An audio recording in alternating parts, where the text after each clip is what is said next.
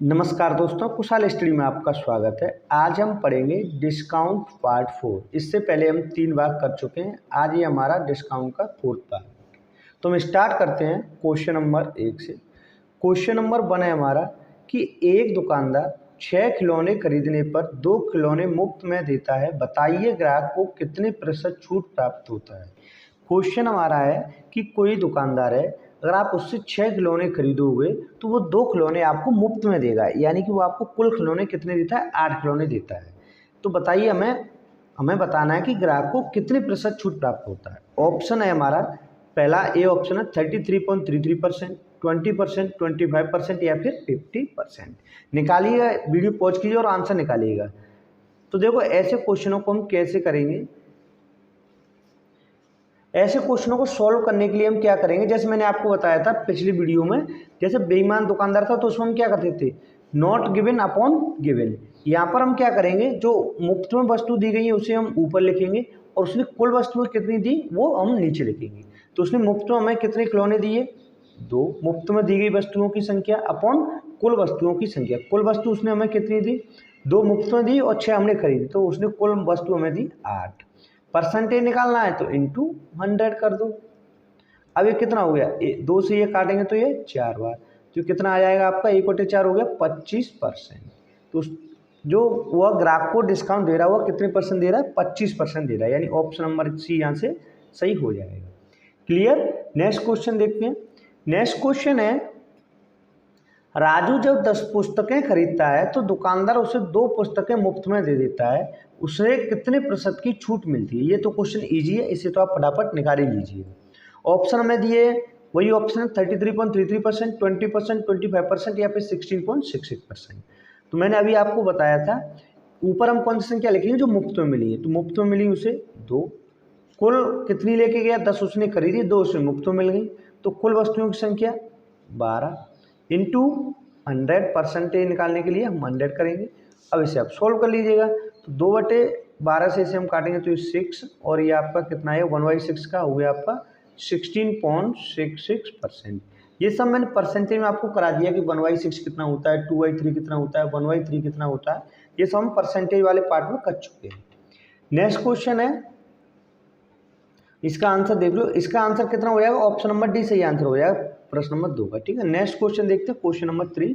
Question 3 है कि एक वस्तु का अंकित मूल्य उसके क्रय मूल्य का 7/5 है। यदि अंकित मूल्य पर 20% की छूट दी जाती है तो लाभ प्रतिशत है। ऑप्शन है 10%, 15%, 18% या फिर 12%। तो निकालिएगा इसका आंसर कितना हुआ। तो देखो पहले हम क्वेश्चन को ढंग से समझते हैं। क्वेश्चन कह रहा है कि एक वस्तु का अंकित मूल्य उसके क्रय मूल्य का 7/5 है, यानी कि जो हमें रेशो दिया है वो उसने हमें किस किस का दिया है, अंकित मूल्य और क्रय मूल्य का दिया है। तो मैं यहाँ लिख लेता हूँ क्रय मूल्य यानी सीपी कॉस्ट प्राइस, और यहाँ लिख लिया मैंने मार्क प्राइस यानी कि आपका अंकित मूल्य। अगर हम सीपी को 5 माने, कितना माने 5, तो हमारा एमपी कितना हो जाएगा, मार्क प्राइस कितना हो जाएगा 7 हो जाएगा, क्योंकि देखो ये कह रहा है अंकित मूल्य उसके क्रय मूल्य का। तो क्रय मूल्य हमने माना 5, तो उसका अंकित मूल्य कितना हो जाएगा 7/5 है, उसका कितना है 7/5। ऐसे सॉल्व करते हैं। ठीक है, देखो जब ये नीचे दिया है तो हमने नीचे वाली वैल्यू ले ली 5। अगर यहाँ पर हम इसी रेशो कुछ भी ले सकते हैं, जैसे अगर हमें इनका रेशो बनाना हो तो हम कुछ भी बना सकते हैं। जैसे मैंने इसे बना दिया आपका 50, तो ये आपका कितना हो जाएगा 70 हो जाएगा।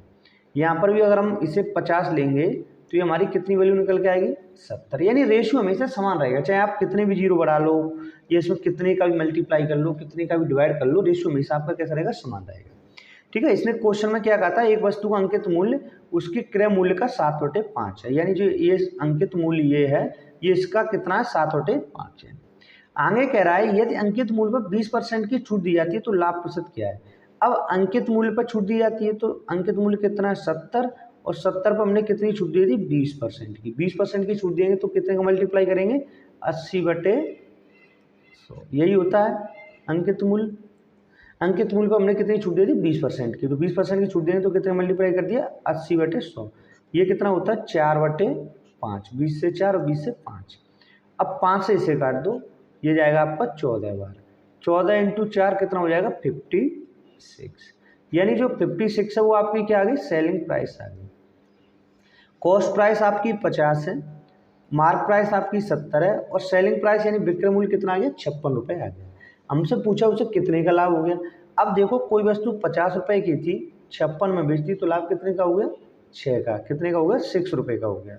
कितने पे हुआ 50 पर। लाभ हमेशा हम किस पे निकालते हैं सीपी पर निकालते हैं। इंटू 100% निकालने के लिए हम क्या करेंगे 100, तो कितना आ जाएगा आपका 50 से इसे 2 बार, तो ये आपका हो जाएगा 12%। ऑप्शन कौन सा सही होगा यहाँ से, ऑप्शन नंबर डी सही आंसर हो जाएगा। क्लियर हुआ। नेक्स्ट क्वेश्चन देखते हैं, क्वेश्चन नंबर 4। क्वेश्चन 4 है हमारा कि एक वस्तु को किसी निर्धारित मूल्य पर बेचा जाता है, यानी कोई भी वस्तु उसे निर्धारित मूल्य पर बेचा जाता है, हमें मूल्य नहीं दिया है कि कितना है। उस मूल्य के 2/3 पर बेचने पर 10% की हानि होती है, तो आरंभिक निर्धारित मूल्य पर बेचने पर उसे कितने प्रतिशत का लाभ होगा। ऑप्शन में दिया हुआ 33.33%, 20%, 35% या फिर 50%। इसका आंसर निकालिए। ये अच्छा क्वेश्चन है, ठीक है। ऐसे क्वेश्चन जनरली पूछे जाते हैं और हम कई बार जल्दबाजी मिस्टेक भी कर देते हैं, तो ऐसे क्वेश्चनों को बहुत ही सावधानी से हमें करना होता है। तो देखो इसे कैसे करेंगे, तब तक आप आंसर निकालिए। तो देखो हमें दिया हुआ है कि कोई निर्धारित मूल्य पे बेचा, हमें नहीं पता निर्धारित मूल्य क्या है। मान लिया हमने कि ये इसकी सेलिंग प्राइस 1 है और दूसरी दे रहा है ये सेलिंग प्राइस। ये कह रहा है कि एक वस्तु को निर्धारित मूल्य पर बेचा जाता है उस मूल्य के 2/3 पर। अब जैसे देखो ये कह रहा है उस मूल्य को 2/3 पर, तो अगर हम यहाँ पर रेशियो ले लें 3 ले लें तो इधर कितना आ जाएगा 2 आ जाएगा, क्योंकि रेशियो ही दिया हुआ है। ये कह रहा है 2/3 पर। अगर हमने माला पुराना मूल्य उसने बेचा 3 रुपये पर, तो अब वो कितने पे बेचेगा, इसे 2 पर बेचेगा। इतना क्लियर हुआ। अब ये रेशियो है, अब इस पर अगर हम 300 कर लें तो इधर ये 200 हो जाएंगे। अगर इसे हम 30 करेंगे तो ये इधर कितना हो जाएगा 20 हो जाएगा। इधर हम 3x करेंगे तो ये कितना हो जाएगा 2x हो जाएगा। इस तरीके से ये चलता है। तो हम एक काम करते हैं, इधर भी हम 1 0 कर लेते हैं, यानी इसे हम 300 कर लेते हैं और इधर भी हम 200 कर लेते हैं, ठीक है। यहाँ से देखते हैं, जैसे देखिए ये इनका क्या हो गया रेशियो, यानी ये SP1 300 रुपये था तो SP2 कितना हो गया 200 रुपये। ये क्या है SP1 मतलब पहले का विक्रय मूल्य अगर 300 रुपये रहा होगा तो अब विक्रय मूल्य कितना कर दिया उसने 200 रुपये। वो कह रहा है कि 200 रुपये पर मैं बेचता हूँ तो मुझे 10% की हानि होती है, यानी 200 रुपये पर ये बेच रहा है तो 10% की हानि हो रही है, यानी ये कितने की वैल्यू है 90% की वैल्यू। कितने की है ये वैल्यू 90% की। उसका पूछना है हमसे कि आरंभिक मूल्य पर बेचने पर उसे कितने प्रतिशत लाभ होगा। अब हम मान लेते हैं कि ये इसकी x% की वैल्यू कितने की है ये x की है। इसे आप सॉल्व कर लीजिएगा, x का मान निकाल लीजिए। x का मान निकालने के लिए हम क्या करते हैं क्रॉस मल्टीप्लाई करते हैं। तो x बराबर कितना हो जाएगा आपका, x बराबर हो जाएगा आपका 300 इंटू 90 अपॉन 200। अब यहाँ से 0 से आपका ये 0 0 कट गया और ये 2 से आपका कितना हो जाएगा 45 बार चला जाएगा। तो x का मान कितना आ जाएगा 45 इंटू 3 135% आ जाएगा। इसका मतलब ये हुआ कि जो ये वैल्यू है x ये कितनी है 135% है। CP अपने आप में कितनी होती है 100 होती है। अब ये 100 से कितना ज़्यादा 35% ज़्यादा है, तो उसे कितने का लाभ होगा 35% का लाभ होगा। क्लियर हुआ। तो ऑप्शन सी यहाँ से हमारा सही हो जाएगा। क्लियर हुआ। नेक्स्ट क्वेश्चन देखते हैं, क्वेश्चन नंबर 5। क्वेश्चन 5 है किसी वस्तु को 20% लाभ पर बेचा जाता है, यदि इसे 10% कम पर खरीदा होता और 18 रुपये कम में बेचा होता तो 30% का लाभ होता है। उस वस्तु का क्रय मूल्य बताइए। इस क्वेश्चन पर आप इंपोर्टेंट लगाइए, बहुत ही महत्वपूर्ण क्वेश्चन है, स्टार लगा लीजिएगा, ठीक है। ऑप्शन हमें दिए हुए हैं 300 रुपये, 400 रुपये, 500 रुपये और 600 रुपये। तो बताइए इसका आंसर कितना होगा। तो देखिए इसे हम कैसे सॉल्व करेंगे। सबसे पहले हम ये देखें किसी वस्तु को जैसे जैसे क्वेश्चन में दिया हम वैसे हल करते हैं। किसी वस्तु को 20% लाभ पर बेचा जाता है, मान के चलो वो खरीद के लाया 100 रुपये का, उसने बेच दिया 20% लाभ पे, यानी उसने बेच दिया 120 रुपये का। अब ये कह रहा है कि यदि इसे 10% कम में खरीदा होता, अब वो अगर इसे 10% कम में खरीदता यानी कितने में खरीद के लाता 90 में खरीद के लाता और 18 रुपये कम में बेचा होता तो उसे 30% का लाभ होता। अब यहाँ पर जो वैल्यू दी है ना, जो रुपए है आपकी न्यूमेरिकल वैल्यू, इसे आप बाद में यूज कीजिएगा, पहले नहीं करना आपको यूज। क्या करना है 18 रुपये का यूज हम कब करेंगे बाद में, अभी नहीं करना है, ठीक है।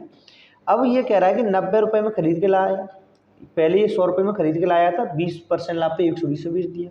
अब ये 90 में खरीद के लाया और इसे 30% लाभ पर बेचा, तो 90 पर 30% लाभ पर बेचेंगे तो कितनी वैल्यू हो जाएगी, तो 90 इंटू 30% लाभ पर बेचेंगे तो कितनी हो जाएगी 130/100, डबल जीरो से ये शून्य शून्य कट गया और तेरे नंबर कितना होता है 117 रुपये होता है। कितना होता है 117 रुपये हो गया। यानी क्वेश्चन हमारा ये बन गया कि अगर वो 100 रुपये की खरीद के ला रहा था तो 120 रुपये में बेच रहा था।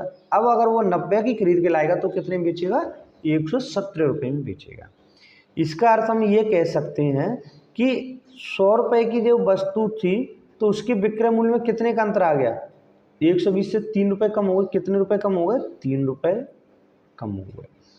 क्वेश्चन हमसे ये पूछा कि 18 रुपये कम कब होंगे, यानी 18 रुपये के लिए हमें सीपी बताना है। 100 रुपये अगर उसका सीपी होता तो उसके विक्रय मूल्य कितने की कमी आई है, 3 रुपये की। हमें बताना कि 18 रुपये की कमी कितने के विक्रय मूल्य पर आएगी, यानी कितने रुपए वैल्यू होगी। तो हमने मान लिया ये x रुपये, ठीक है, क्लियर हुआ।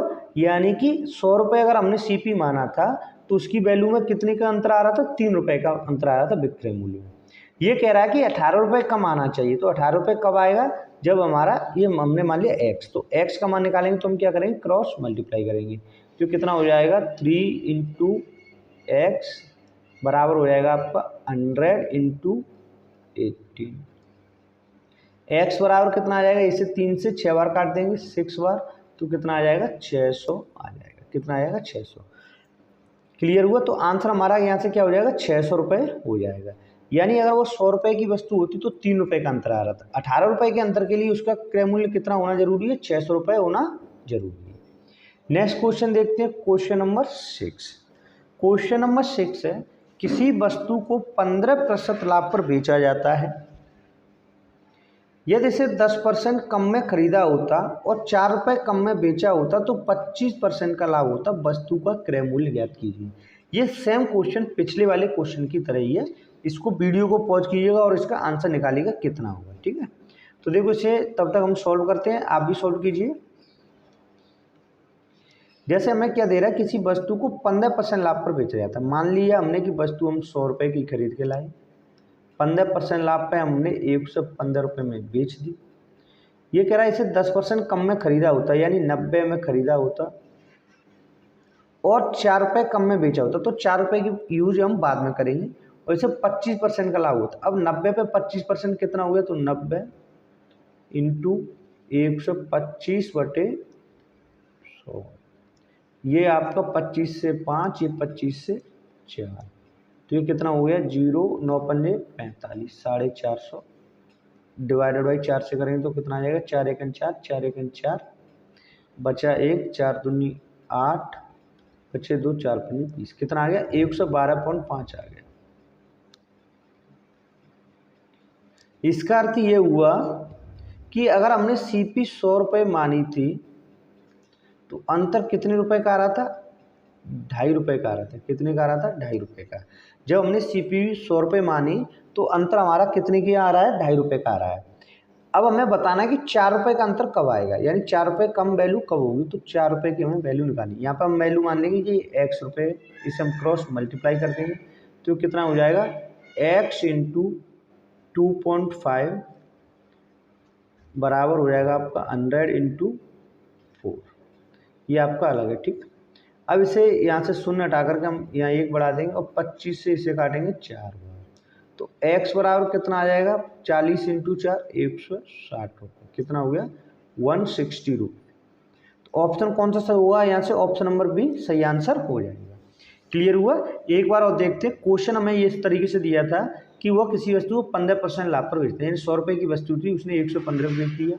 अब वो कह रहा है कि अगर वो इससे 10% कम में खरीदा होता, यानी 90 में खरीदा होता और 25% लाभ पर बेचा होता, यानी 112 पर बेचा होता और 4 रुपये कम में बेचा होता। अब ये देखिए, अगर 100 रुपये की वस्तु जब हमने सीपी 100 रुपये माना था तो अंतर कितने का आ रहा था, 2.5 रुपये का आ रहा था। 4 रुपये का अंतर कितने पाएगा, हमने मान लिया x पाएगा, तो x की मान कितना आ गया 160 रुपये। क्लियर हुआ। नेक्स्ट क्वेश्चन देखते हैं, क्वेश्चन नंबर 7। क्वेश्चन नंबर 7 काफ़ी अच्छा है, इसे भी आप स्टार लगा लीजिए, बहुत ही अच्छा क्वेश्चन है, very very very very very लगा लीजिएगा, इस पर इंपोर्टेंट। क्वेश्चन 7 है, राम अपने लाभ प्रतिशत की गणना विक्रय मूल्य पर करता है। ये किस पर करता है, विक्रय मूल्य पर अपने लाभ की गणना करता है, जबकि श्याम क्रय मूल्य पर विक्रय मूल्य की गणना करता है। उनके लाभ में 100 रुपये का अंतर हो, वह दोनों वस्तुओं का विक्रय मूल्य बराबर, दोनों वस्तुओं का विक्रय मूल्य कैसा हो, बराबर हो, तथा लाभ प्रतिशत 25% हो, तो उस वस्तु का विक्रय मूल्य ज्ञात करो। ये बहुत ही अच्छा क्वेश्चन है। ऑप्शन हमें दिए हुए हैं 1,000 रुपये, 2,000 रुपये, 3,000 रुपये और 4,000 रुपये। तो देखो ऐसे क्वेश्चन को हम कैसे करेंगे, पहले आप आंसर निकालने की कोशिश कीजिएगा। तो देखो इसे हम कैसे सॉल्व करेंगे। देखो एक तरफ तो राम है, दूसरी तरफ श्याम है। इसने जो लाभ कैलकुलेट किया है वो किस पे किया है, विक्रय मूल्य पर किया है, और इसने लाभ किस पे कैलकुलेट किया है, क्रय मूल्य पर किया है। यानी इसका मतलब ये है कि एक का लाभ तो सही होगा जो एक्चुअल है वो, दूसरे वाले का लाभ गलत है। तो सही लाभ किसका है, इसका है, यानी लाभ 25% है।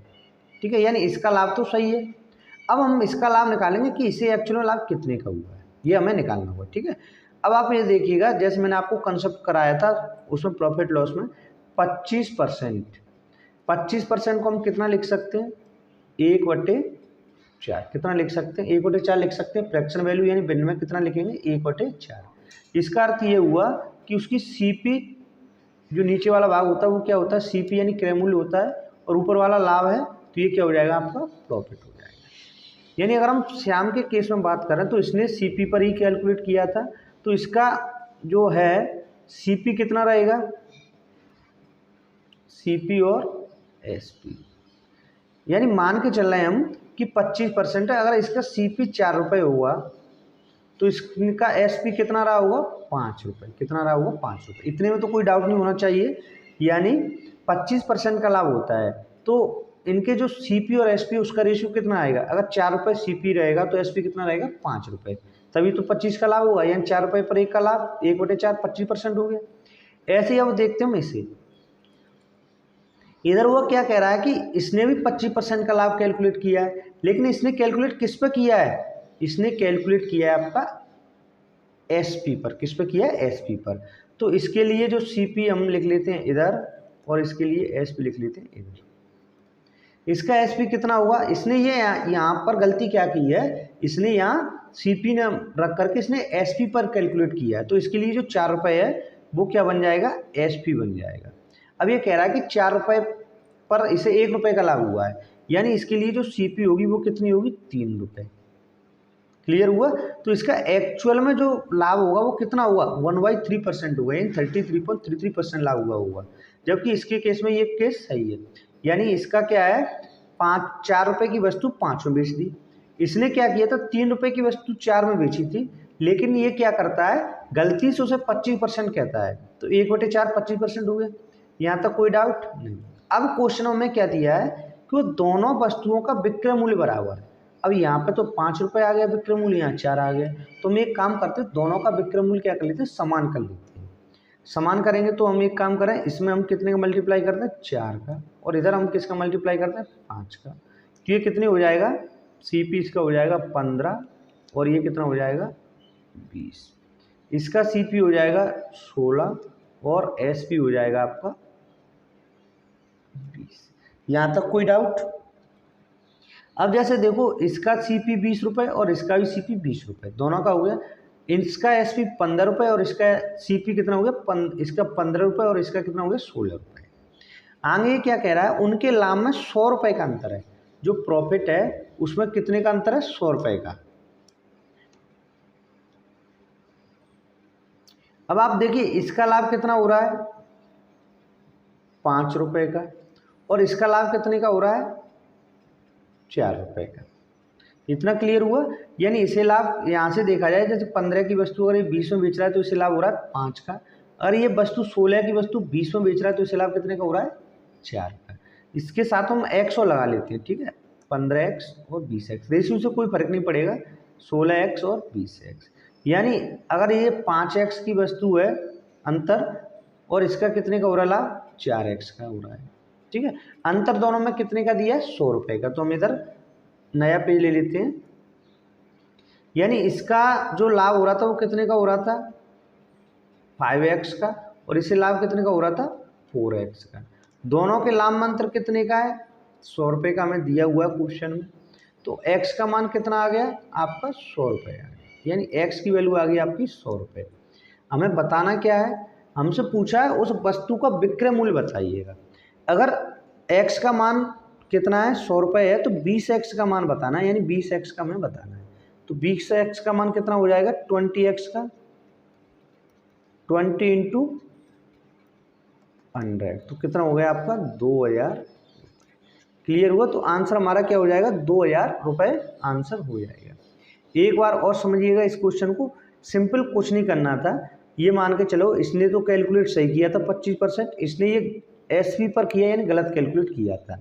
तो हमने क्या कर लिया कि इसका सीपी मान लिया 4 रुपये, तो इसका एसपी कितना हो गया 5 रुपये। इसने गलत कैलकुलेट किया था, इसने 4 रुपये पर लिया था, इसलिए इसका सीपी 3 रुपये रहा होगा और इसका एसपी कितना रहा होगा 4 रुपये। चूँकि हमें क्वेश्चन में दिया है कि इन दोनों का एसपी बराबर है, इसलिए हमने बराबर करने के लिए इस साइड में 5 का मल्टीप्लाई किया और इधर 4 का मल्टीप्लाई किया। तो इधर एसपी कितना हो गया 20 और इधर भी एसपी कितना हो गया 20। अब देखा हमने कि इनका इससे लाभ कितने का हो रहा है 5 का और इससे लाभ कितने का हो रहा है 4 का। दोनों में अंतर कितने का 1 का, और 1 की वैल्यू हमें कितनी दी हुई है 100 रुपये। हमें मान कितने का निकालना है 20 का।